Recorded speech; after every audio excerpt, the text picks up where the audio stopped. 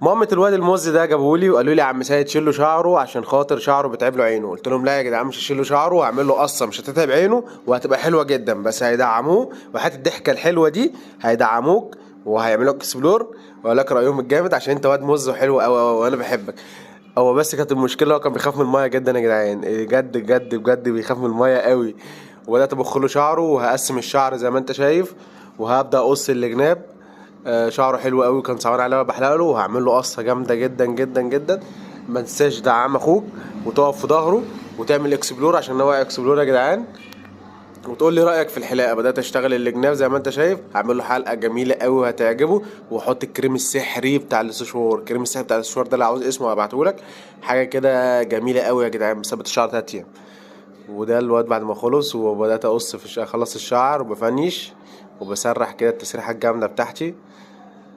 عاوز اقول لكم يا جدعان